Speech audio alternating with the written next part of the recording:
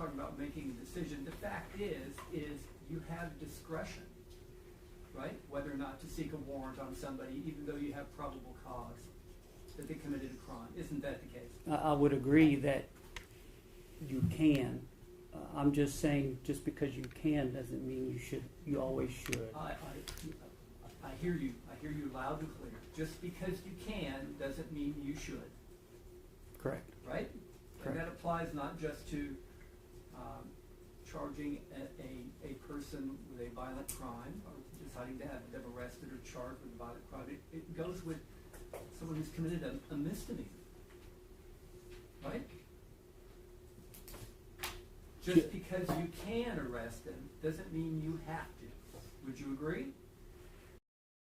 I believe that you have to, just the way you asked the question, I would agree with you. Okay. So this issue about officers having no discretion to make arrests when they have probable cause is not true. An officer always has discretion. Yeah, I believe that issue dealt with on felony arrest, and so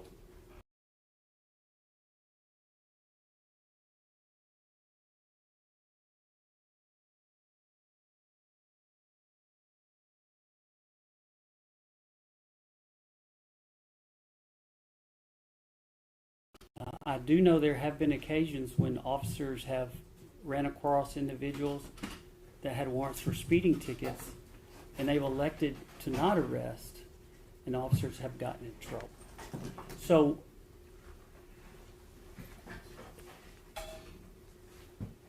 you are, there's a good chance you're going to get in trouble if you don't do what you're expected to do, because of, Okay, well, would you expect Detective Soto then to have gotten into trouble for not seeking warrants for arrest on people who were accused of on video? I don't believe he was in danger of getting in trouble. Okay, because there's no duty, right? I think the duty is to make sure that, if we're talking about justice, is to make sure you get it right. Once again, yeah, I agree with you.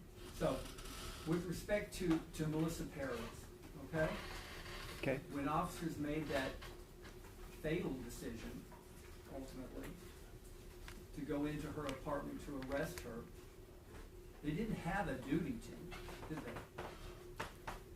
I believe they did. And you believe they did because she had committed a murder? Well, because I believe our laws say that we have a duty to protect others. Well, you just said you didn't have a duty to seek to arrest somebody charged with and you having probable cause for the offense of murder. Didn't you just say that? That's a little different. It's discretion because you don't want to jeopardize the case. And then you're talking about public safety. So I think you always have to err on the side of public safety. You'd have to agree with me that that's kind of a hard to believe that someone charged with murder is not more important to seek to have arrested than someone accused of cutting wires to a fire alarm. Your Honor, I object to argumentative, and I do object to him keep conflating what they were doing with any cutting of the fire alarm. We've established they didn't get out there until she had tried to kill a police officer. One. But it's argumentative anyway, because Detective Duke has said that she posed an imminent threat to public safety. These officers did not, and so it's trying to conflate what he's testifying to. You can refer. May I continue? Yes.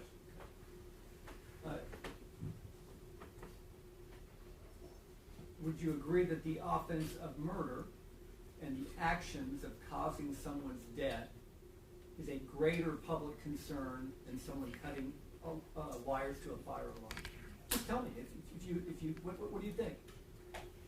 If those are my only two choices, which is not the case we're dealing with, but if those are my only two choices, then I would say the murder would. But what we had is several assaults on police officers. Okay, we'll get to that, but what I'm trying to get from you is your honest answer about, or that officers do not have a duty. Do not have a duty, even though they have probable cause that someone's committed a criminal act, they do not have a duty to arrest them. Can you at least agree with me on that? No, I think we do have a duty. Oh, now you're saying we do have a duty. So Sergeant or Detective Sutter did have a duty to get an arrest warrant for these three men. You're mixing the two. Yeah, one's murder, and one's cutting wires on the fire alarm. I just want you to kind of reconcile that. I'm going to object to this scenario because there is the difference between when you're authorized to make an arrest without a warrant, when an offense is committed within view for certain felonies, and the requirement to get a warrant when it's not committed within the view. And so he's failing to distinguish between the two. May I continue on? Yes. And I'd like a ruling on the objection. If your objection is that the offense was not committed in your presence somehow, that's, He's creating a false scenario. okay. And it's So the creating the false scenario, And it's misleading. I will sustain that. Okay, well, in each situation, on a case where you have probable cause that a person has committed a felony outside your presence or view, okay? You follow me so far? Yes. You don't have a duty to arrest either person, right? You have discretion to decide whether that person is going to be arrested, you as a peace officer. Again, that's a misstatement because his scenario requires that an affidavit be presented to a judge and the judge sign finding that there's probable cause. And until the judge signs the warrant, there is no duty until the warrant is signed. So it's a false scenario, false assumptions. All right. I'll overrule and I'll let the witness answer. I believe that we have a duty to arrest. If I am still investigating a case and trying to get all the evidence, I don't think I'm obligated to make that arrest till I've gotten a warrant and I've convinced a judge who's a neutral party to agree with me. There are cases in a murder when maybe it did take place in front of a police officer that you don't have to wait for a warrant, but that's a different scenario than we're dealing with. I'm just kind of following up with your testimony about how important it is to collect all the dots before you can connect all the dots when you're doing an investigation, right? Yes. And that you wouldn't want to arrest someone before you've connected all the, or collected all the dots. Is that right? I would agree. I agree. You agree, okay. And would you say that the officers in this case, with respect to the investigation into what Melissa Perez allegedly did, spent less time collecting the dots before they decided to arrest her than Detective Soto did spend time collecting the dots before he decided to arrest them? In this case, they had all the dots. She had assaulted the officers right in front of them. What else is there to I'm collect? talking about before that. Okay, I just object to talking about before that because these are police officers that are still on the force that have not been charged. Like all of the stuff that those guys did had nothing to do with what these guys were there for. And so I think keep bringing it back to something that's not relevant is irrelevant, and that's why I object to it. Your It's Honor, prejudicial under 403. I'm only following up on his questions of him insinuating or claiming that these officers had a duty to act when those same rules don't apply when he compares it to Soto's actions toward these officers. Well, I'll conduct a 403. I'd like I'll to sustain the objection unless the state can indicate that these officers were out there actually investigating. Okay. what I'm talking about is just the standard of the duty. I'm talking about the criticisms of Detective Soto in deciding to arrest somebody, okay? Compared to what they had on Miss Perez, where they decided to arrest her and said they had a duty, and they're claiming that with Detective Soto that he had no duty and should not have arrested her. This is a defense of what they say was a rush to judgment by Detective Soto when it doesn't work both ways. But the duty comes from the fact that she made herself a risk to public safety at that moment. So they had a duty to go in. She'd assaulted. These officers were not a risk to public safety. So therefore, that's the difference, and that's why we're saying that is confusing under 403. It's confusing the issues to the jury. I think the jury can decide whether or not firing 16 times into a woman's apartment is a bigger risk to the community. Court conducted a 403, it sustained it. You can ask your next question.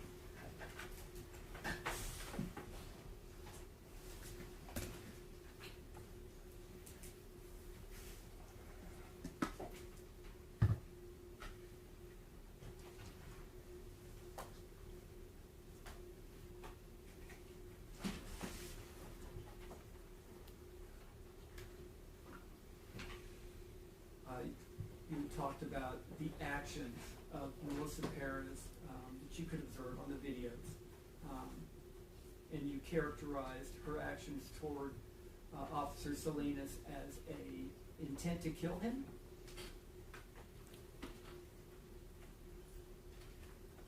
Well, I think there, at first, I think there was multiple events. I think one, it was to injure him, and on other occasions she attempted to seriously harm him or kill him, yes.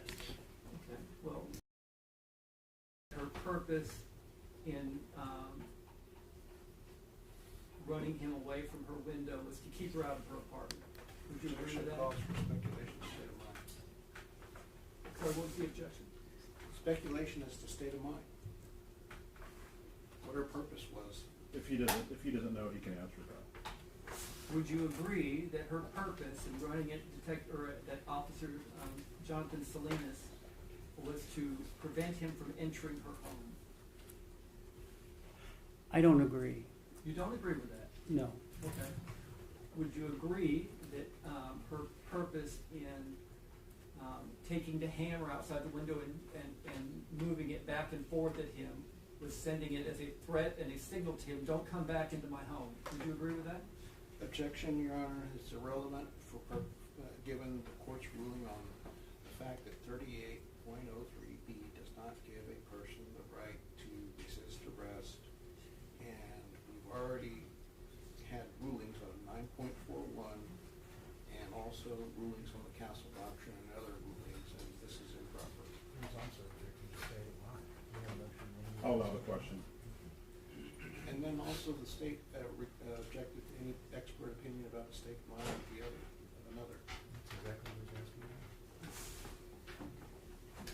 I'm not asking about the state of mind of the defendant. You can rephrase your question.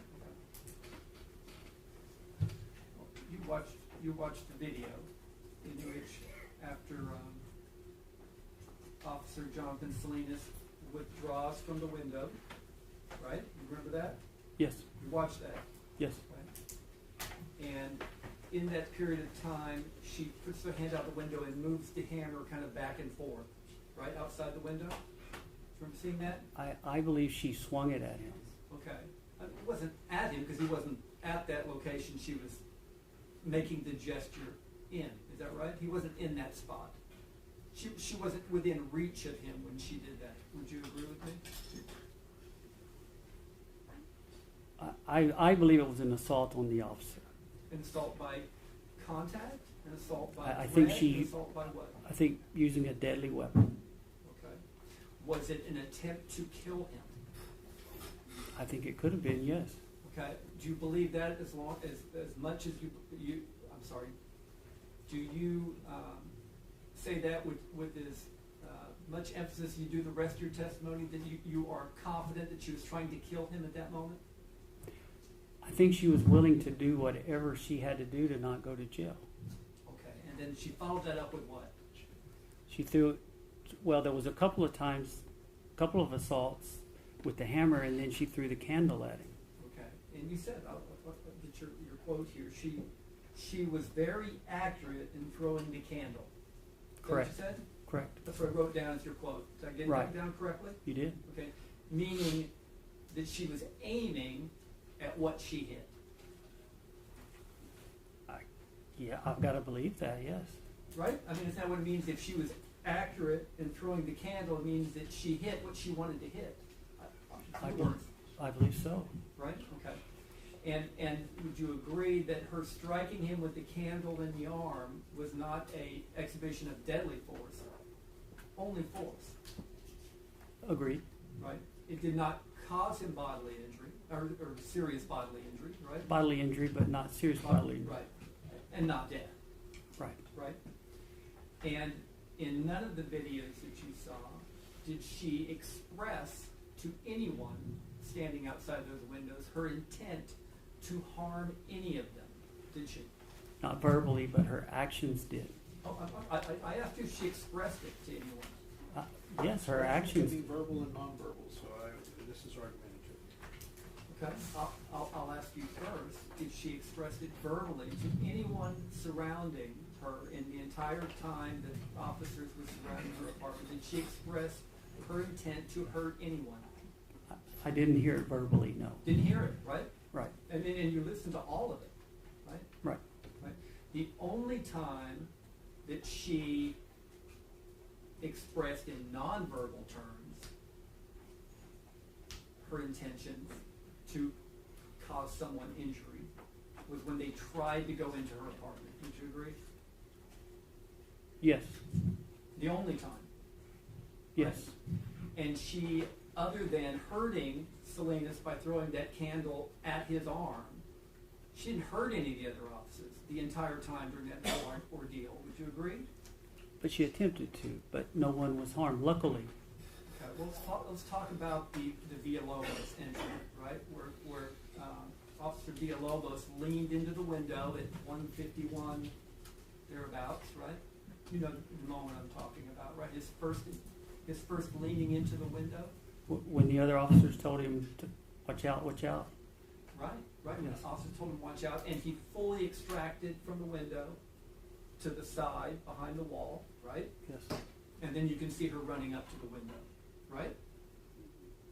With that. Am I right? Yes. Okay. I mean, how many camera views did you see that through? 21 camera views. I don't know. There were multiple. There were multiple ones, right?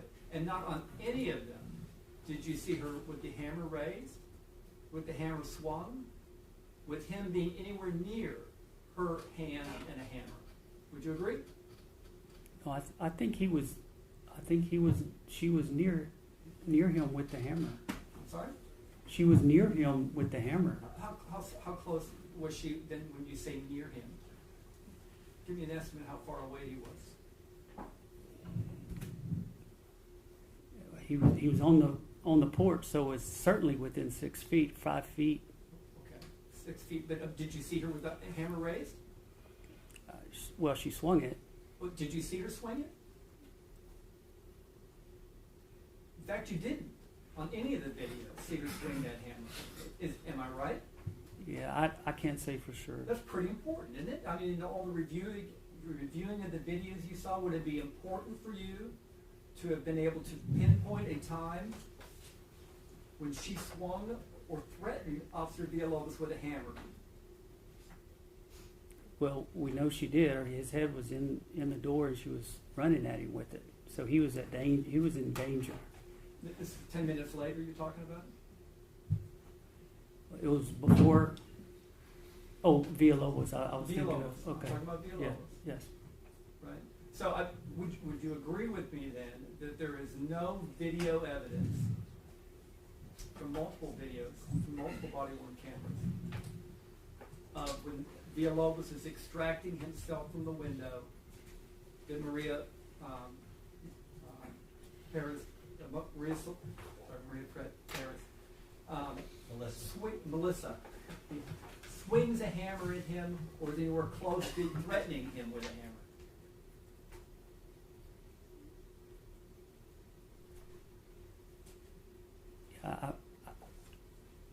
don't know. I'm not If you sure. don't know, that's fine.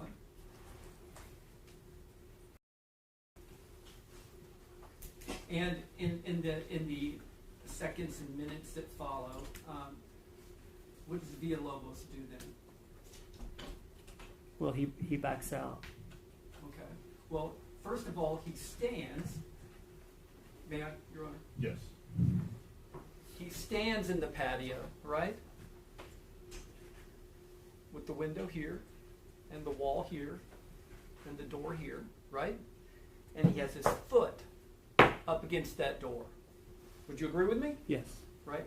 And his back to all of this, right? And you can hear the voices from the other officers. So does she have the hammer in her hand?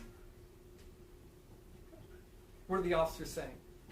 They were telling him to watch out. They were telling him to watch out because she has a hammer in her hand, right? I believe so, yes. And he's not even looking.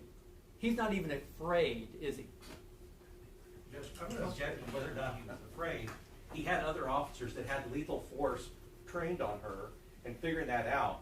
So he knew that he had that cover while he was standing there on the porch. So that's a state of mind. He's trying to go to the state of mind of my I'll client. withdraw that question, Your Honor. I'll withdraw that question.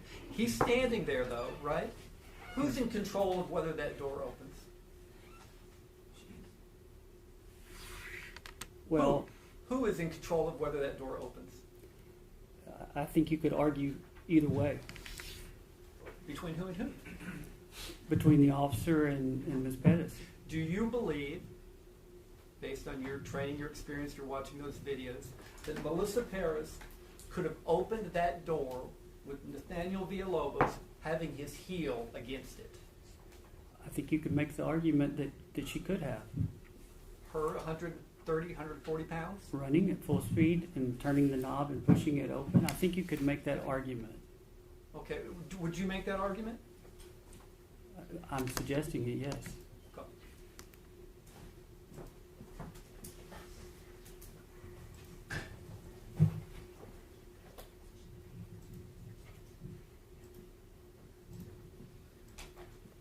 Officer questioned you about the lit candles in her apartment. Do you remember that? Yes. Okay. Is it your testimony that the reason why officers had to urgently go into that apartment was to extinguish those lit candles in there? I'm saying the totality of everything. Why did she cut the fire alarm wires? Why did she have candles? I think one has to ask themselves, what is the reason for that? Is there a risk that she could start a fire? Who needs to ask those questions? We do if we're trying to get to the bottom of this situation. The officers at the scene, did they need to ask those questions? I think it's something that they have to consider whether they're going to leave her there or not. Okay, you're engaging in 20/20 hindsight, right? It's kind of be looking back at it, because I mean, that's all you can do. I'm going to right? object that he's the one asking him to consider things in 20/20 hindsight, so it's argumentative for him to suggest he's the one asking him to do 20/20 hindsight, when it's the state asking him to do 20/20 hindsight. I'm only responding to questions that they had asked him on This is direction. argumentative and improper. All right, I'll let you ask the question. Okay. Do you believe, from the videos that you watched and the statements you've read, okay, that any of those officers making entry in Melissa's apartment were doing so out of concern for the lit candles? I don't know. I'm saying I would have been concerned. Okay, okay. You would agree, though, that there is nothing from the evidence you saw. Did you see every video? I think I did. Okay. I mean, how many hours are you billing for having looked at the videos and everything? I'm not billing hours. You're not billing any hours? No. You're just billing a regular, a one amount? Yes. And is that based on your review and your testimony, or you make more from testimony plus your review? It's my understanding. I just got paid to look at the case. I don't know. I'm not getting paid more or less whether I take it or I testify or I don't. Okay, okay. But you can't tell us how many hours that you spent looking through the videos? No, I mean, I haven't been keeping track of it because You it haven't doesn't, been? no, because it doesn't matter. What's the reason? Okay, okay. So in any of the videos that you saw, would you agree that the videos encompass the entire event of the contact with Melissa from the time that she was talking to the fire department folks until well after her death? Most of it.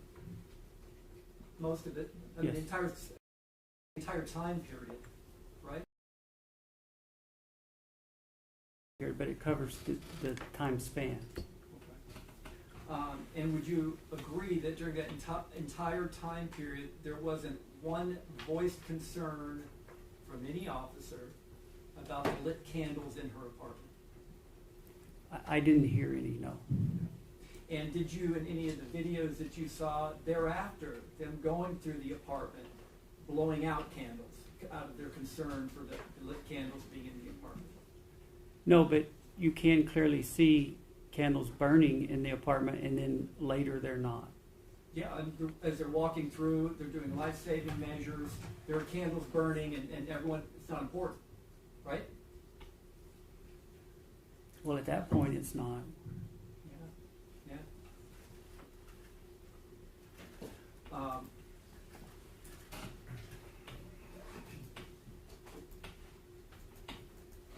The window, right? We talked about the window and how obstructed it was, or not obstructed it was.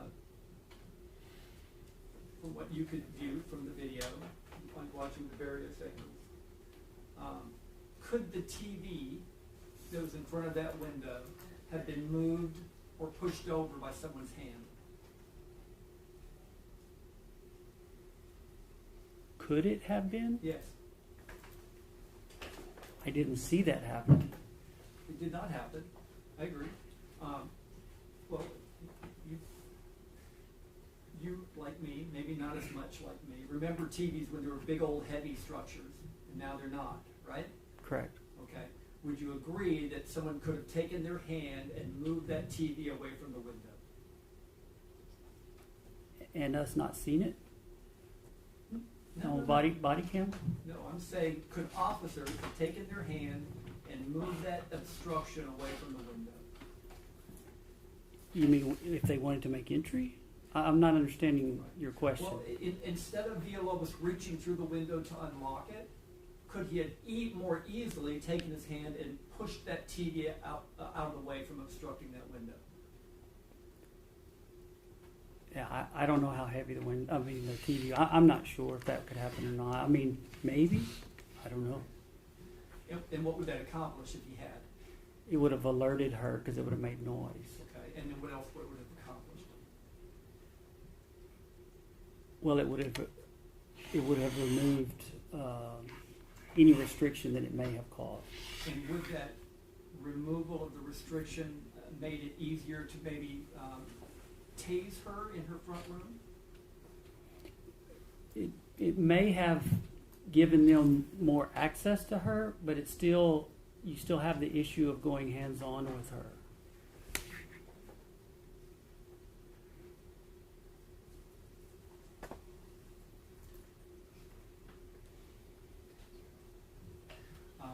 Would it have provided a clear shot for a beanbag shotgun to train on her? It could have. There's limited space on the patio, but maybe. Okay. Could a shield have warded or protected an officer from any serious risk of serious bodily injury or death from a hammer? I think the shield was a poor choice, and I think it would have complicated things more than it would have helped things. Well, if you'd have taken the shield, if you were afraid of a hammer strike, if you were aware of a potential hammer strike and you were afraid of a potential hammer strike going through a window, could you have taken the shield and put it up against the window and tried the door? Would that have removed all concerns of serious bodily injury or death by having that shield against that glass? No, because she could have come around the shield. You don't think that an officer would feel safe from serious bodily injury or death if he was in possession of that shield and all she had was a hammer? Objection asked and answered. It's a different question. Overruled.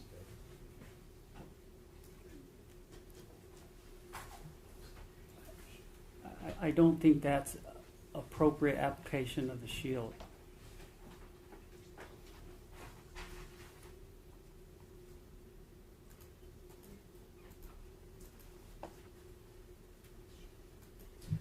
Would you agree with me that had there been any realistic fear that Miss Perez would hurt the old man in the next room,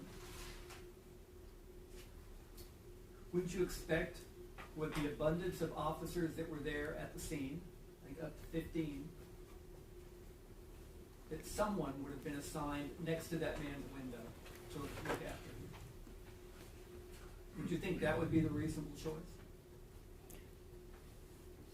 Well, she had come to that room several times. I don't know that would. Okay, you mentioned seeing in the video she had gone to that room several times. Each time she went to that room, did officers rush to that window to protect that old man? I don't think they did. No. Not once, right? Not once, right? And then there's a time right before the entry of Villalobos reaching into the window, and you can see this on Rojas's video, right? From his body-worn camera, you can see the video into the room where Santos de la Rosa is. Do you remember that? Yes.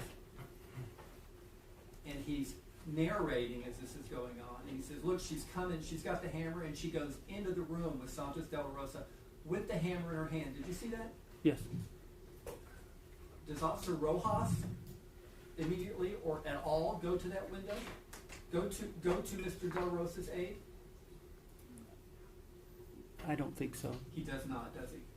I don't think so. And Dylan Young is standing right there too, to the left of Officer Rojas, and he sees this. Does he show any concern for the old man by rushing that window out of fear for what? Objection. The state's motion in limine asks that witnesses not testify as to the state of mind of another. I'm asking about their actions. No, he's asking about their state of mind. Asking about their actions. I'm asking about their actions. Did they rush? They rushed into that window. I don't recall seeing them do They that. didn't. No. They didn't. Did they? I don't think so. Did you see in any of that video, of body-worn cameras, any officer take any actions to stand over and protect Santos de la Rosa? No. No one. How many officers were there again? 13, 15, something like that. Were they all engaged in more important matters than that? Well, they were trying to come up with a plan to make entry so that. Okay. I mean, were there enough officers around that one of them could be spared? If that indeed was the reason why they went into that apartment, was there one officer that could have walked over to that window and guaranteed that she wasn't going to hurt him? They could have. They could have, right? Yes. Okay. If they believed it. Would you agree? You're asking me to say if they believe it or not. I don't know. I know. But if they did, wouldn't you expect that action from your San Antonio Police Department? You're right. It's just the reason I'm objecting is because there's a difference between they're all there and they can see her, they can see the window, they can see all this stuff. What Detective Duke was talking about is they're all like leaving and leaving her alone with this old man, and that was the concern. So I think it's conflating these two issues, and under 403, I believe it's confusing issues, and so we object under that basis. All right. I'll overrule the 403, and I'll just make sure the state asks questions related to that issue.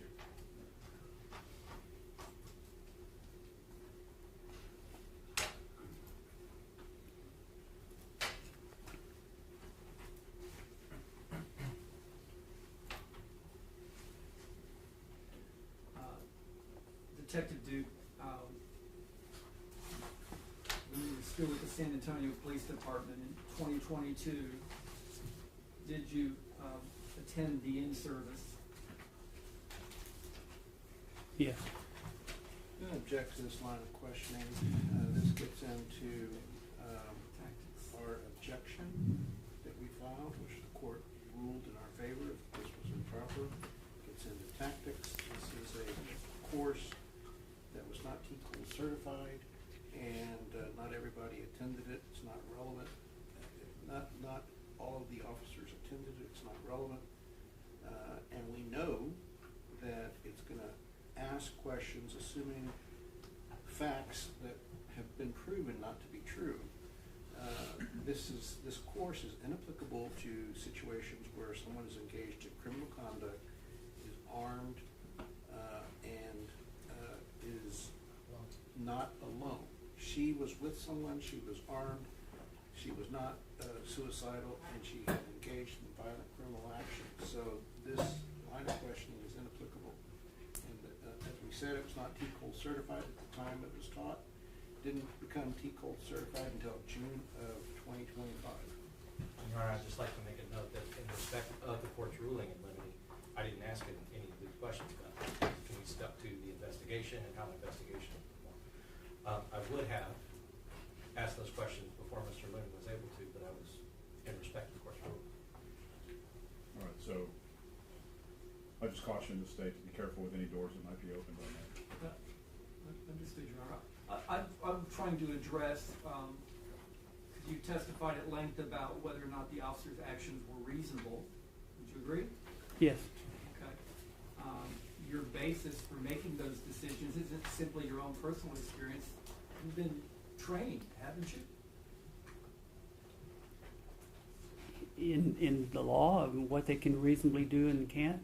Yeah, haven't you had training on how to deal with people who have barricaded themselves in their house and the use of force and the use of de-escalation? Haven't you been trained in those things? Judge, with all due respect, de-escalation and barricade has nothing to do with Chapter 9. It's not referenced in Chapter 9 at all. And it's a policy, not a legislative statute or provision that either changes or modifies justification. So to suggest that barricading training and de-escalation training has anything to do with whether or not force was justified at 20207 and at 20213 is disingenuous and inapplicable. It does have to do as to whether he's qualified to testify to the conclusions he's making. That's the purpose. Well, if he wants to do that, then he needs to attack his credentials and his resume, not some bogus theory about what the law is or isn't, when clearly it's not the law. De-escalation and barricade has no part of Chapter 9, and SAPD policy is not the same as penal code. All right, so if you wanna examine whether he's qualified to testify to his conclusions and asking that specifically. Okay. I'm asking you, did you attend that tactics and service, tactical response and disengagement for Same barricades? objection. Same objection. I'll This is- So what is your basis then for being able to say whether these officers' tactics, these officers' observations were reasonable if it wasn't for any training? I'm going to object to him interjecting the word tactics, because tactics has no bearing on Chapter 9, and to suggest that tactics can vitiate justification under Chapter 9 is a misstatement of the case law and the statutory law, and this is a repeated violation of the court's rulings, and I'd ask that counsel be instructed not to ask any more about tactics. All right, state, you can refer.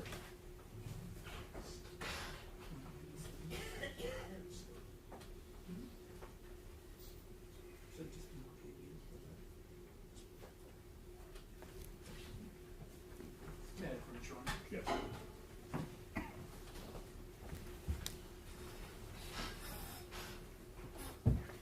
There, you've got it in front of you here, but I've got a marked copy of it. State's Exhibit 197. What is that?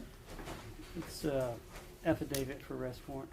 All right. And do you recognize it as kind of the template, ones that are used at the San Antonio Police Department? Yes. Would you recognize it as being the affidavit for the arrest warrant of Alfred Flores that you have been talked about previously on your direct examination? Yes. And I would offer what's been marked as State Exhibit 197.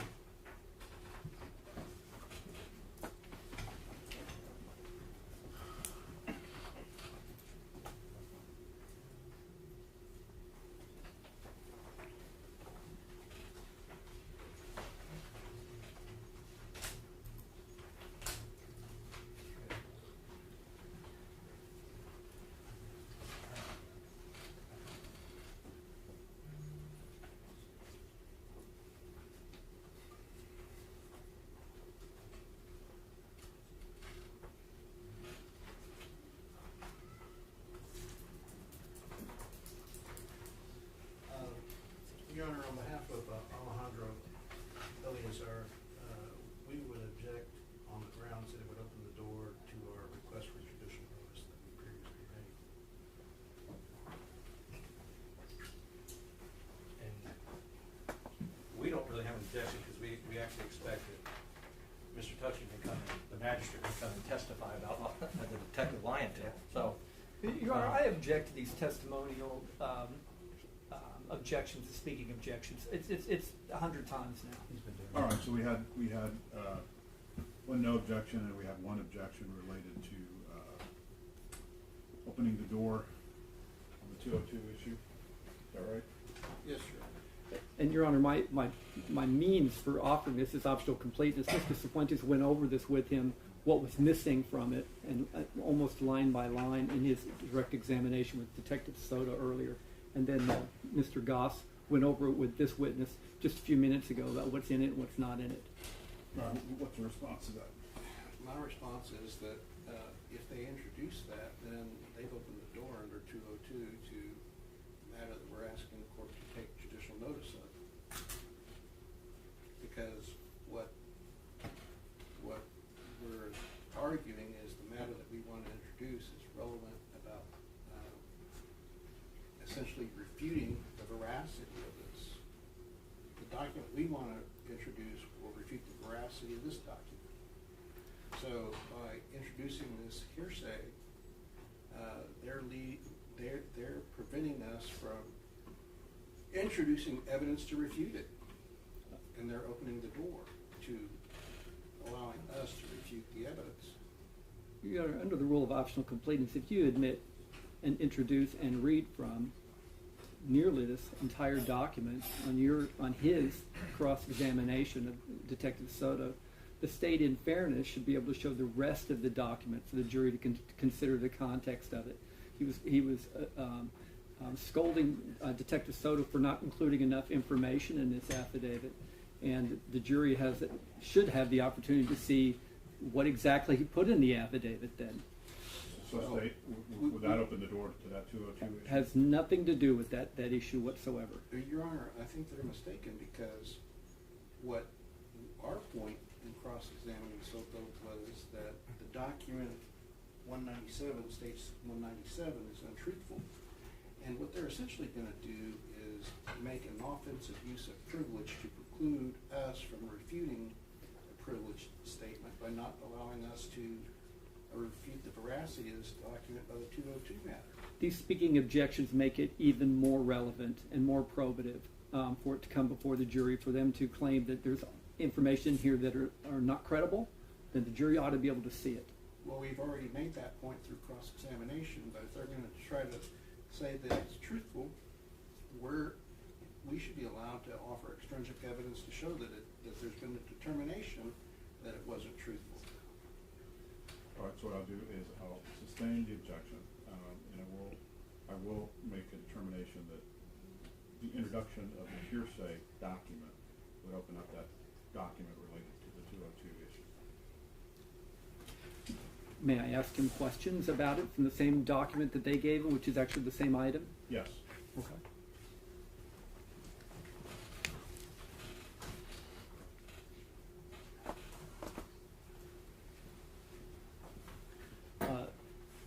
Mr. Duke, would you agree with me that in the item that's been given to you here, it's not marked, but it's the same affidavit for arrest that I had just identified, right? Or you had just identified a moment ago, right? Appears to be. Okay. And when a officer seeks to get an arrest warrant on someone, they have to go through a certain process of presenting the facts to a magistrate. Would you agree? Yes. Okay. I mean, for a felony offense that wasn't committed in someone's presence or view, an officer can't just go out and arrest somebody. They have to get a neutral and detached magistrate to review certain facts. Am I right? Well, no, not if they have report from a reliable person and it's within a certain amount of time. Warrant requirement, right? But in the circumstances of here, Officer Soto sought a warrant for the arrest of, at least in this case, Alfred Flores, for the offense involved in this case, right? Right. Okay, and this is the affidavit he used to present to the judge, who's neutral, detached, right? Right. To look for that judge's authority to issue the warrant, Correct. right? Okay, and is that what this is? Yes. Okay, and you've probably done these yourself hundreds of times, or not? I've done quite a few, yes. Not hundreds? I would say quite a few. I would Okay. say a bunch, but I don't know. Okay, and particularly on homicide cases, on murder cases or so, would you say that the frequency of times that you would seek to get a warrant is considerably greater than perhaps a property crime?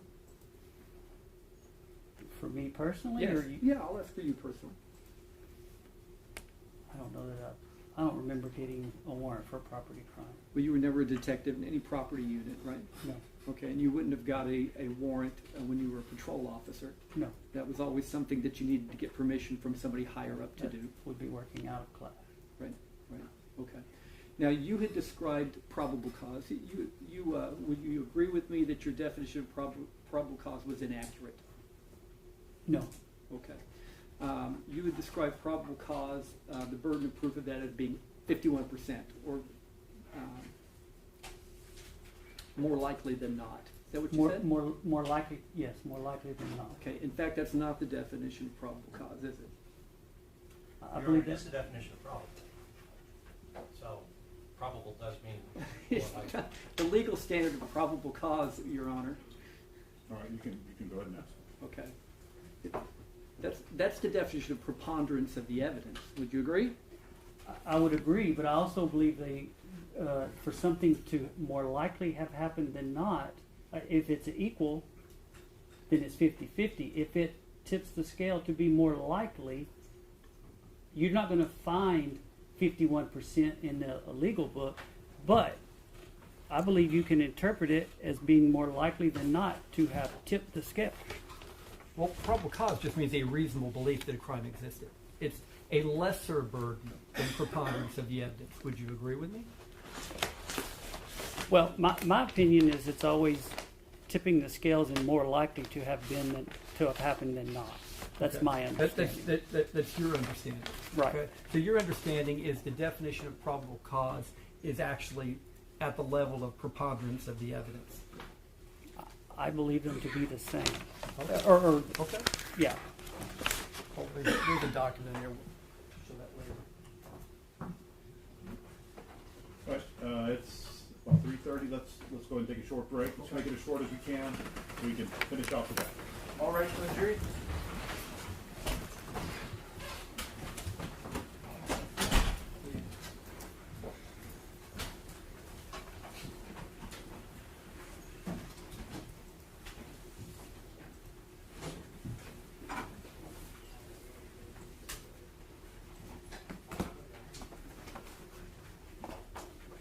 Okay, see.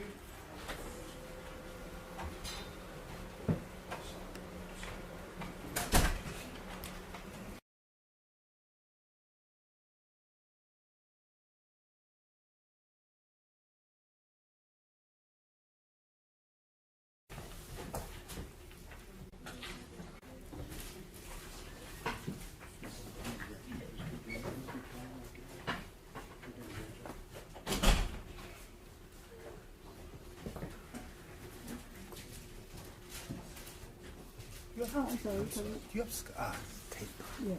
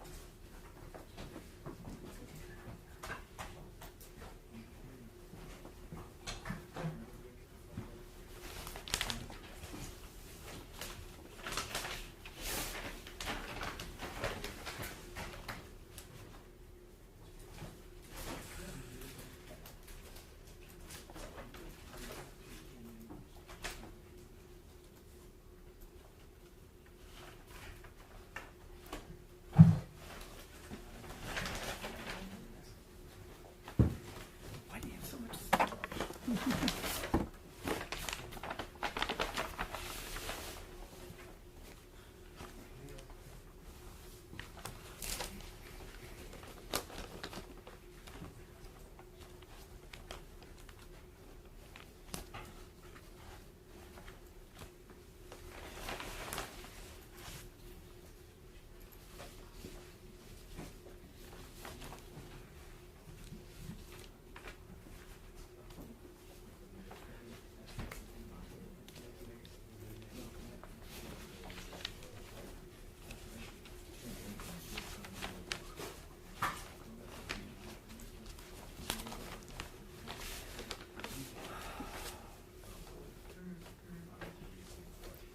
Hey, Daryl, Sir. I see the same affidavit in here twice. One's marked momentum and one doesn't have any evidence marker on it. Okay, and this is not the one in the tape. This is the one I marked yesterday. Okay, so that's not in evidence. but it's- And when you say therefore, okay, the only thing different is they're stamped with different CM numbers, but they're identical. Almost in every appendix. Yeah, I mean, the one I have, is like a floor, that's the thing. Well, off your names. Yes, right here, but on the warrant itself, Got it. it's just one of them, yeah. It's just, but it's not in.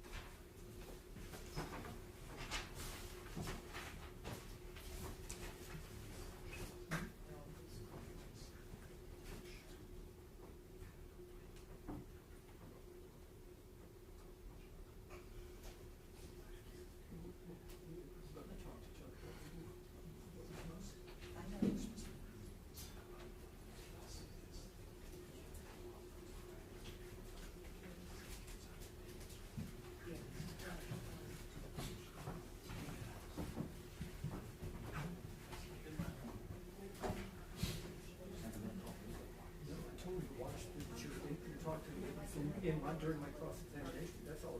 You don't listen to the same thing. Oh, no, we don't. Yes, you do. We do Every not. time. We do not. Yes, you do. We do not. Yes, you do. No, We do yes, not. Yes, you do. Well, quit Yes, saying you yes, they do. Yes, No, I you don't. do. No, I don't. Yes, you do. No, I don't. Absolutely. No, I you don't. do. No, I don't. Hey, childish. Yes, it's childish. You're childish. It's ridiculous. 37 years of doing your career away. No, I don't cross-examine. Yes. I do not talk to witnesses after they're. Every prosecutor does. Every prosecutor does. Hold on.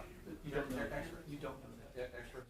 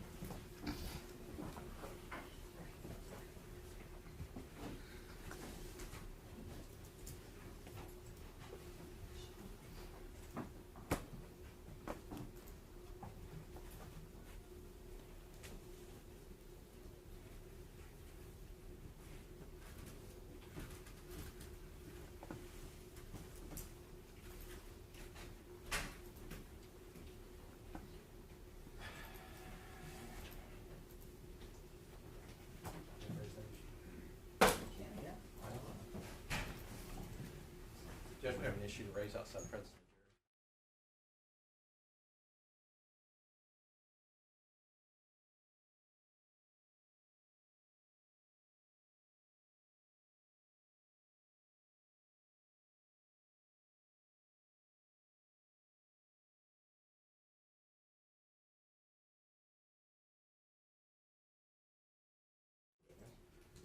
of the jury. The DA's, well, apparently Mr. Blumen sent the DA investigator out to eavesdrop on the conversation. He was listening to our conversation. These are protected conversations between the attorneys for our clients and the expert witnesses that have been retained. So, I did observe their investigator to, when Mr. LaHood raised an objection to him standing there and eavesdropping, tell Mr. LaHood that he needed to watch his step counselor. And subsequently there was an argument because, Yeah, because he doesn't he tell me couldn't to watch watch my his step. step. Because he Right. doesn't know nobody. That's right. He didn't tell me to watch my step. Right. So, Neither do they. my concern is that it's improper to send a law enforcement agent out into the hallway to try to listen in on conversations between experts and counsel. And the investigator's response was it was a public hallway, but he knows he was sent there specifically to observe and to listen to our conversation. And So- David admitted it. So we would ask the court to admonish the state that that is improper behavior. Including the investigator. And the investigator, that that is improper, that they are not to try to invade the space or the province of those conversations. And ethically, if they see those conversations are occurring, they need to remove themselves and not attempt to stay there and listen to privileged communication. Your Honor, I will admit that I asked my investigator to watch the fact that they were talking to this witness in the middle of my cross-examination, okay? In the same way that Nico LaHood, every time that we have a witness come back on a break or whatever, asks if the state has talked to them in the interim, for whatever meaning that has. I did not ask him to listen in on their conversations, and I would agree that he should not listen in on their conversations. But it is appropriate to not talk to a witness while they're being directed by the other side. I've lived by that. I know Nico's tried to call us out on that several times, but we didn't violate that rule. And then when they violate the rule, they want to come down on us. It's not a violation of the rule because this is an expert witness that is not under the restrictions of the rule. Yes, you cannot do that with a lay witness under the rules. But this is an expert witness, and he is free to ask the expert witness if he's had any communications with us, and our witness will tell the truth about whatever was said. But there's nothing fundamentally improper communicating with somebody not under the rule. But what is fundamentally improper is sending somebody out, a law enforcement officer out to eavesdrop on privileged communication between a defense attorney and their expert witnesses. Because Mr. Duke wasn't the only one there. Dr. Martinelli was also talking about trial strategy and some of the other issues that have come up. That we were having that conversation out in the hallway, and that is, it's improper. And then to attempt a very weak attempt of intimidation. It was just horribly weak. And then when I pushed back on it, and he said it's a free country, it's a free hallway, and he knew what we were talking about. He knows we're talking to it, and he acted like an arrogant person that he is, smiling and trying to antagonize. And so it was a weak attempt because he's not very intimidating, so it was very weak, but it was improper in trying to eavesdrop, Judge. And so we're just asking respectfully that you admonish them, including this investigator, so-called investigator, to teach him what he can and can't do when a person has a right to effective assistance of counsel, and we have a right to talk to our expert witnesses. All right, so, And we would ask, on behalf of the Eleazar Alejandro, that this is the umpteenth deliberate, intentional violation of rules of ethics and rulings of the court, and at some point in time, you've touched the boat too many times, and the only remedy should be dismissal with prejudice, mistrial. okay, so I'll admonish the state and the state's investigator, you were clearly not allowed to listen in to any sort of trial strategy or discussions with any experts and defense counsel. And I'll deny the motion for a mistrial. Anything else? There you are. Just a reminder, is today the day that we have to leave it for? Yeah, well, one of the jurors asked to leave before 4:30. Okay, So we'll try to time it between 4 to 4:15. thank you.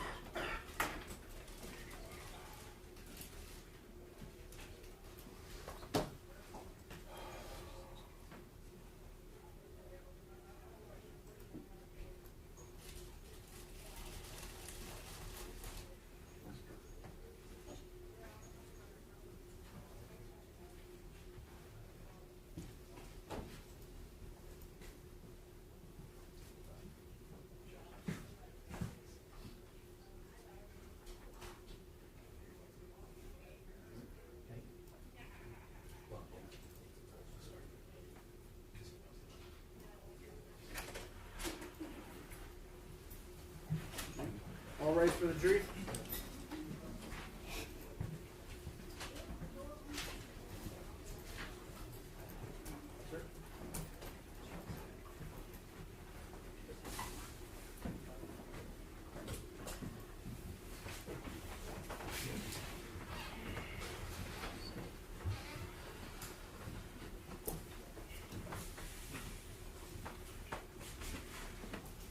May be seated.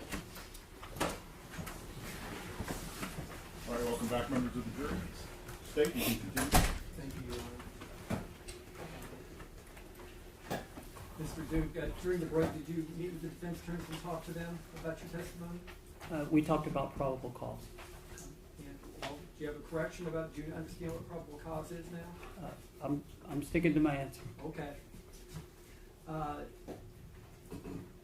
You had began your direct examination with Mr. Goss saying that this was not a thorough and well-executed investigation, right?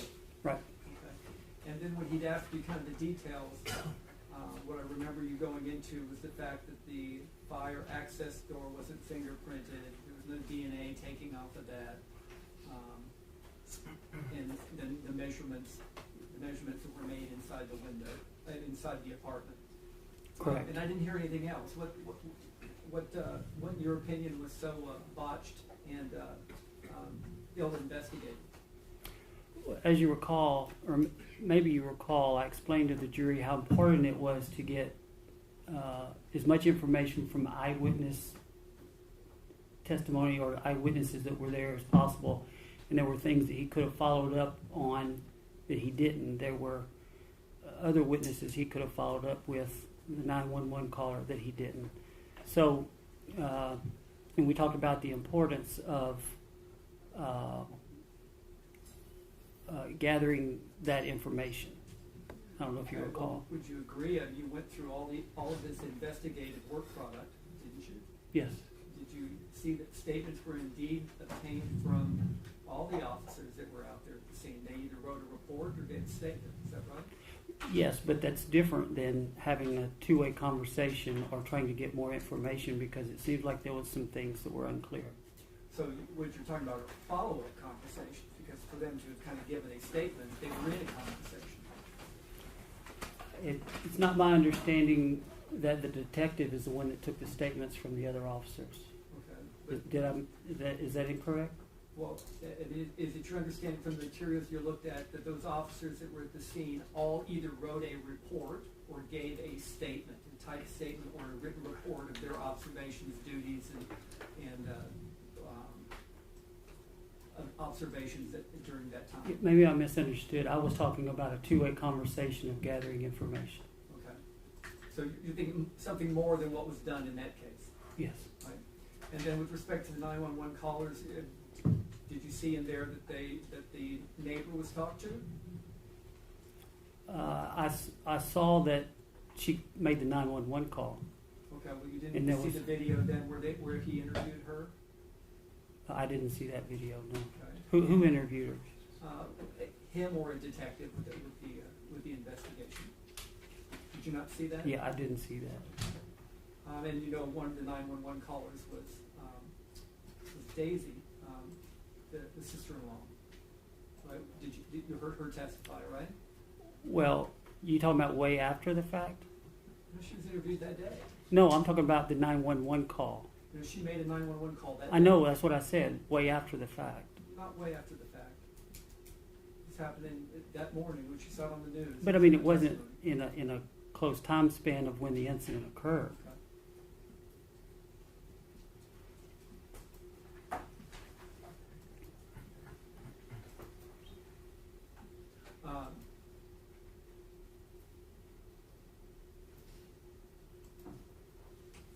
Is that all? And did he acquire the video of everything and of the events? He acquired most of them. There was one that he didn't tag that was lost, or were assumed lost. It's never been presented as evidence. There was 16 bullets fired and recovered, I think 5. So there's 10 still unaccounted for. The rest, they had a search warrant for the apartment. They didn't take evidence or search the entire apartment. We know from the 911 caller that she was seen with pliers, so she either hid the pliers or she something happened to the pliers. They were not searched for or not found. The batteries were not collected. I mean, there are several things that were not done that should have been done. Well, what you're talking about now is the investigation onto who cut the fire alarm wires. That's a different investigation. Would you agree? No, it's what they based the search warrant for this incident on. Right? They did a search warrant for the fire alarm damage? I don't think that's what the search warrant, I think the search warrant was for the officer involved shooting. Okay, so they got a search warrant at what time? I don't know what time they got it. It's probably, I know that the search started somewhere around 3 o'clock, so. Did I misunderstand the search warrant? Was it not for the officer involved shooting? It was, but I was asking you about why it was important to investigate who cut the fire alarm wires and doing DNA testing and fingerprinting when the suspect in that case is dead. Well, I explained that earlier because some people have suggested that she's not the one that did it, that her statement that she did do it couldn't be trusted. So that eliminates the whole reason and justification of why the officers were there and attempting to initially take her in custody. Mr. Duke, goes on to say that it was a rush to judgment to accuse Melissa of committing that crime because the investigation wasn't done. Is that what you're telling us? I don't think it was a rush to judgment. I think that this took place in view of a reasonable person, and I think that the officers had the right to make the arrest. It was a felony, and it took place, and it was reported to them by a reliable person. We have the fire department there. I mean, why is that a rush? That's our arrest authority. Just like it was for Detective Sutter to seek arrest warrants on these. No, that's different. 16 hours No, later. it's different. Okay, I'll pass the witness. All right. You would agree with me in response to the state's question that Melissa did in fact confess to Officer Rojas that she cut the wire at approximately 48, 44 or so when he was talking to her. Yes. And also, Lieutenant Chris Hudson we introduced the video of her admitting to cutting the wires, correct? Correct. And Melissa Perez gestured, when I cut the wires, using her fingers as the scissors. Correct. All right, and you understand under 1403A 6 of the Code of Criminal Procedure that when someone confesses to committing a felony, you have probable cause to make an arrest. Yes. All right. So any suggestion that she had been improperly accused of committing criminal mischief is simply not true, given the fact that she confessed twice to 2 different people that were credible and reliable, correct? Correct. All right. And whether the search warrant that was issued around 3/23 was for the officer-involved shooting or for the aggravated assault, there was a search warrant issued for the collection of evidence that did not accuse the officers of murder. Would you Correct. agree? All right. And there was questions asked about danger and flight risk. Let's make sure we cover that. You understand that it's SAPD protocol for all officer-involved shootings that the involved officers are photographed with their duty weapons that were used in the shooting, correct? Correct. And gunshot residues are taken, correct? Correct. And in fact, in this case, one of the CSIs, I believe it was Crane, testified and sponsored photographs that she took of them with weapons, correct? Correct. And they were downloaded, right? Correct.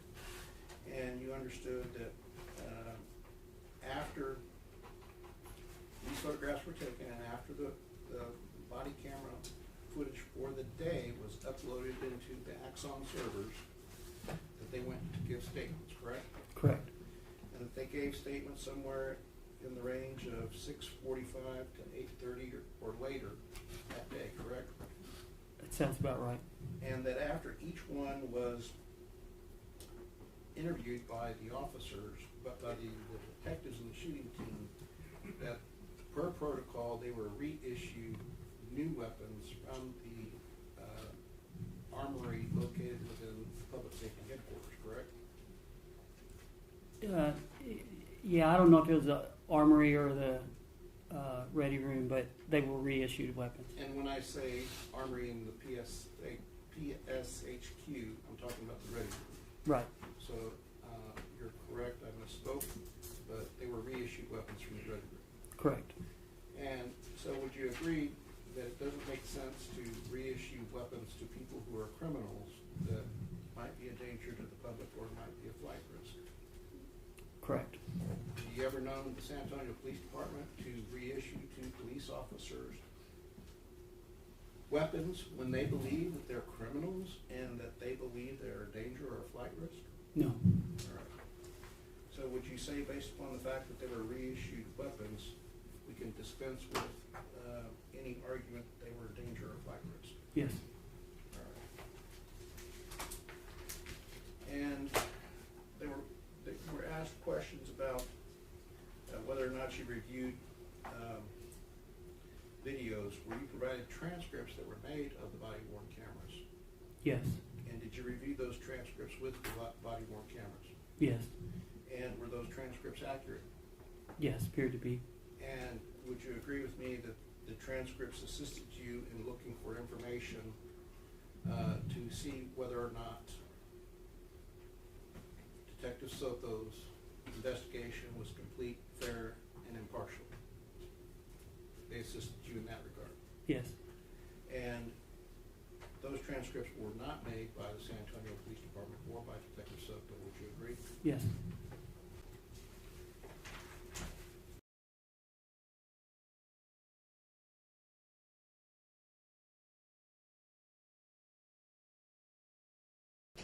The probability that someone not. Yes. What does the learned literature indicate about whether someone who has schizophrenia is more likely to commit arson compared to someone who that nobody was in danger? Not the issue, it's what the officers knew at the time. They claimed they didn't even know she had schizophrenia, Your Honor. Well, certainly Officer Rojas did, and if there's any suggestion that Officer Rojas told his chain of command, I think we're I don't get into that. If there's evidence that they told the chain of command being Sergeant Flores, I would agree it's admissible. Well, are they willing to stipulate that Rojas never told anyone that showed up, any of these defendants, and that none of these defendants had constructive knowledge? They're willing to stipulate to that in writing? I'll waive this cross-examination in a heartbeat. They're willing to stipulate in writing, because we're the ones that are going to be giving up our constitutional right under the Sixth Amendment to confront and cross-examine witnesses. And the only way that we can be assured that we're not waiving our Sixth Amendment right is if they stipulate in writing All right. that fact. I'll overrule the objection. Do you remember the question I asked you? Yes.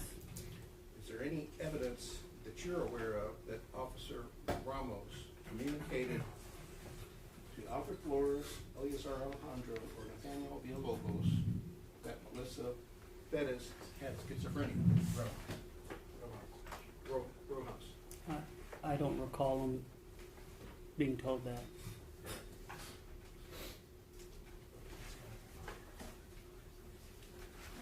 Now, again, I'm going to ask you, based upon your research, someone with schizophrenia, does the research indicate whether they're more likely to commit arson than someone who's not? Yes. All right. And what is the percentage increase? For females with schizophrenia or other mental illness, it's 37 times more likely than the general public to commit arson. Desire to witness Yes. your basis for knowledge on that statistic. Have you been trained in any of the medical literature involved in that? Some, yes. Tell us where you're gathering your facts. Okay. I have 5 years of behavioral analysis training, also known as criminal profiling. I did residential internship with the FBI's BAU unit. I've also done a residential internship with Florida Department of Law Enforcement. Part of my training, I've had to work some arson cases. Required reading is the DSM, which is the Diagnostic Statistical Manual for people with mental illness or Can you cite for us, I guess, from what manual or what studies that you've looked at for that figure that you've come up with? I could if I had my notepad. Okay, did you bring that with you? Is something you reviewed to help you with your testimony? I did bring it with me, yes. I'm sorry? I did bring it with me, yes. Okay. I just asked it, according to Gaskin, if he's reviewed anything for his testimony, that it's be made available to the state and the other defendants. All right. Can Do you want retrieve me to that? get it? Yes.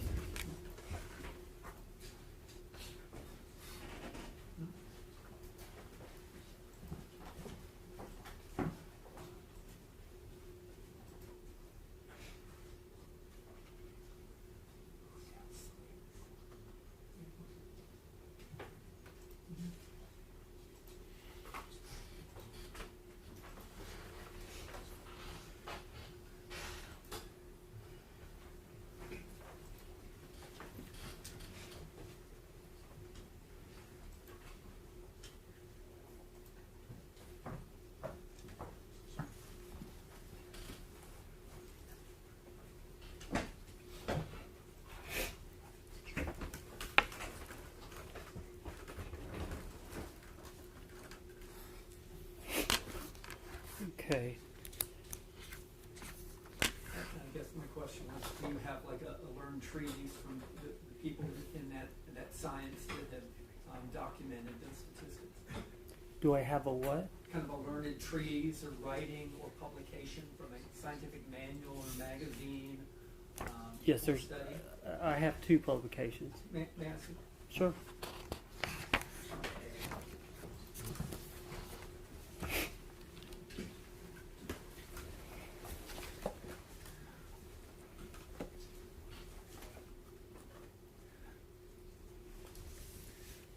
Where's the particular information at? publication.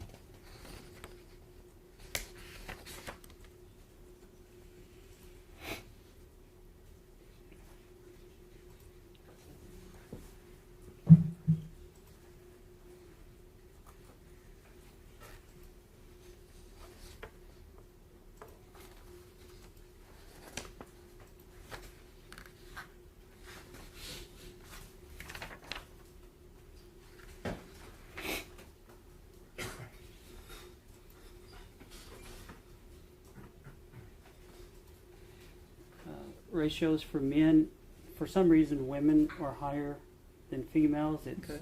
It's 22.6 for men and 38.7% for women. Okay, what's the figure? It says 20.4 to 73.5. What's that figure mean? I think it's a variable. It could be as high as 73, with the schizophrenia diagnosis more prevalent among individuals convicted of arson. The whole paper is about the relationship between mental illness, schizophrenia, and arson. Okay, so just for the record here, the article that you're referring to is Psychiatry, Psychology, and Law. Is that the publication? I think that's the publication. I don't think that's who did the study. I think these are the people who did the study, and I think they published. Okay, and the title of the study is Fire Setting Patterns, Symptoms, and Motivations of Insanity Acquittees Charged with Arson Offenses. Is that Yes. right? Okay. All right. I won't object.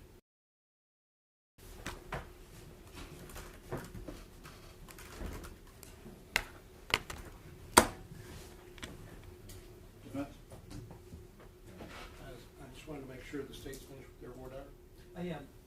All right, we would like those individually marked as exhibits and introduced to the jury as used before the jury. Treaties under the rules of evidence can be read, cannot be admitted before the jury. All right, I'll sustain. All right, can you read the portions that you were cross-examined about for each article and tell them what the article was? Well,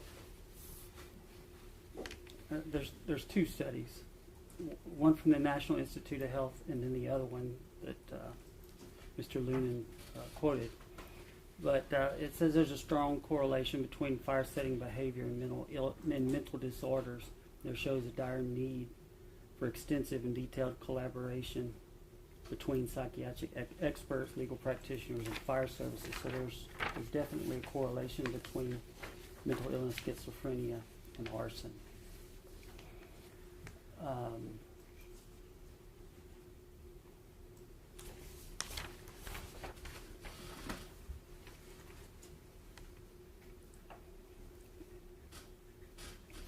And I'll read. Studies have revealed an association between arson and mental disorders such as substance use disorders, personality disorders, neurotic spectrum disorders, intellectual disability, mood disorders, and schizophrenia. According to Savage, and I'm not sure that I'm pronouncing that correctly, 10% of all convicted arsonists had schizophrenia. We reported 54% of arsonists has a diagnosable mental illness.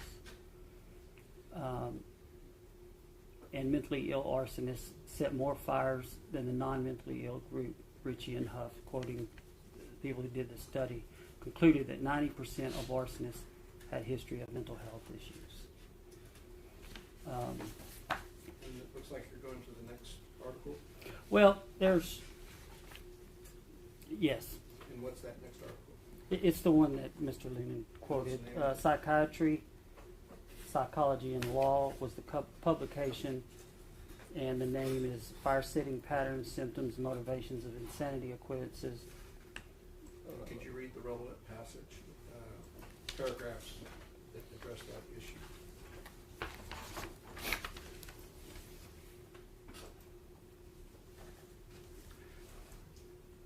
A Swedish study of arson convictions from 1988 to 2000, and it quotes the people who did the study: Anwar, Langstrom, Gunn, and Fazell, reported a prevalence of schizophrenia in arson offenders and community controls.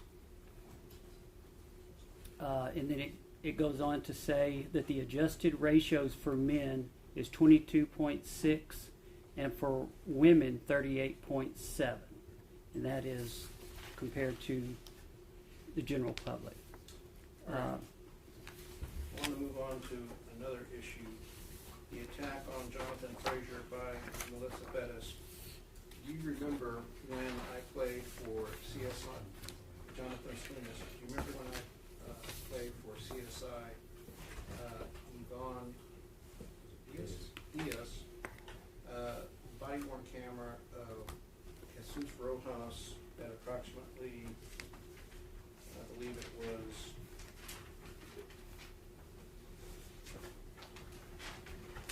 1:51:45, where she's in the bedroom with Santos de la Rosa talking to him, and she's got a hammer in her hand, and then at approximately 1:51:53, she begins rushing out of that bedroom. But before she rushes out of that bedroom, that you can clearly see in Ramos' video that she has a hammer in hand. Do you remember that? Yes. All right.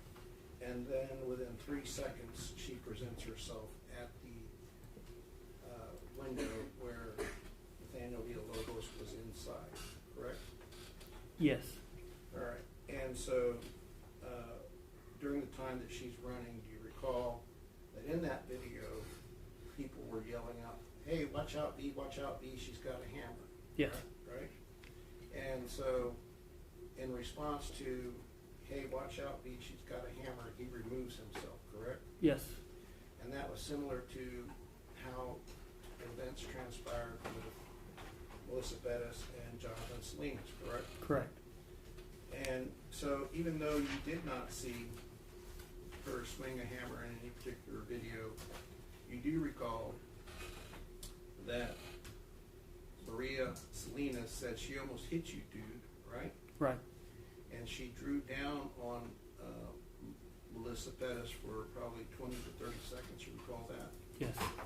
And then shortly thereafter, you saw Robert Ramos move from right to left behind her, and after he moves to her left, he also draws down on her, correct? Correct. So you have two people drawing down on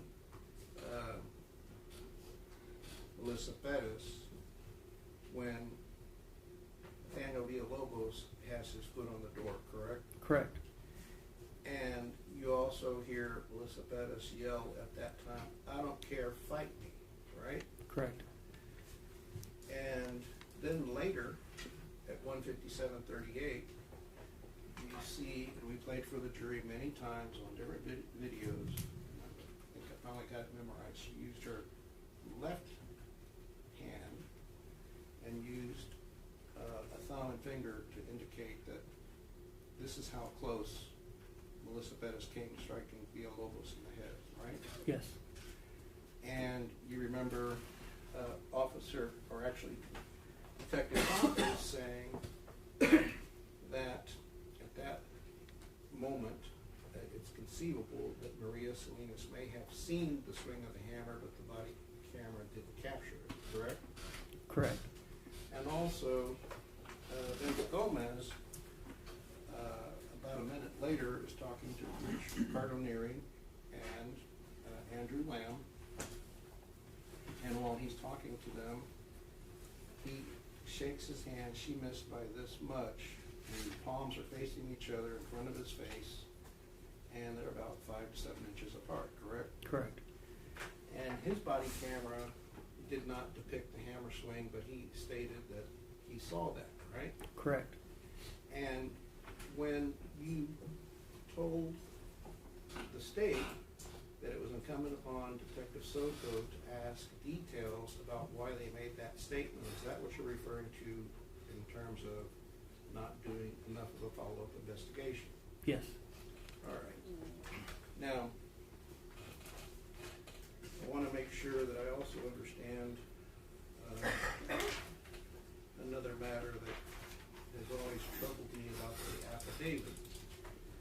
You would agree that the affidavit that shows the attack on, I'm sorry, the video of Jesus Rojas and Jonathan Salinas, and the E-tone shows that this is the sequence of events, and I'm going to name them in order. The first thing you hear is that Officer Rojas yells out as Melissa Perez is running towards the window, "Watch out, watch out, watch out, watch out, hey." Is that correct? Yes. And then you see Jonathan Salinas back away from the window, correct? Yes. And you see that Melissa Perez, before he backs away from the window, is raising her hammer tomahawk style and bringing it down, correct? Yes. And as he ejects himself from the window, you see the hammer come down, and you heard the testimony of all the witnesses. Had he not ejected himself from the window, that the hammer would have struck where his head used to be. Yes. You heard that, correct? Yes. And you believe that from what you saw. Yes. And had he not avoided that strike by having been warned, is it your belief that Melissa Perez would have struck him in the head Yes. with a hammer? Yes. And would that have been a deadly assault? Yes. All right. Then, after she swings the hammer, we see the screen pop out and fall to the ground, correct? Correct. And then after the screen pops out as a result of the hammer striking the screen, you see her retract and then strike again and then move the hammer out the window probably 2/3 of the way, correct? Yes. And when she's doing it a second time, she's attempting to strike Officer Salinas. Yes. And then as she's doing that, we see Officer Salinas draw his weapon, correct? Yes. And as he draws his weapon, he hits his radio and says, "I have one at gunpoint. She's got a hammer." You heard that, right? Yes. And then you heard the dispatcher hit the E-tone, correct? Correct. Then you saw someone throw the candle at him, correct? Yes. And that's the correct sequence of events, right? Yes. So to suggest that the E-tone was hit only in response to the candle being thrown and after the candle being thrown, would that be true or untrue? That's not true. All right. And so would someone who leaves that out, So you said that someone had to go by 4:30? Yeah, we'll go ahead and break then. all right, Well, can I just finish this one question? you can finish the question and then we'll make the jury out. All right. And if someone had left out the sequence of events as you said they were, would you agree that's an intentional misrepresentation of what happened? It's definitely misrepresented. It's probably intentional, but All right, nothing further, Your Honor. All right, so members, now, so are you gonna pass or you're still gonna continue on? Can I reserve that for? Yes, you can do that, you can reserve that. Members of the jury, we're gonna go ahead and break for the day. Remember the instructions I've given you, they're gonna apply till the end of the trial. Monday, we're gonna start up at noon, 12 o'clock p.m. However, make sure that you've eaten beforehand. We're gonna go through court till probably about that time, but I'm gonna ask that y'all have already gotten lunch. I will not give you a lunch break on Monday. We'll go through till the end of the day. One very significant instruction I gotta give you, please be safe. We want all of you to have a good, safe weekend. Get that extra hour of sleep in, and we'll see you Monday at noon. All right for the jury?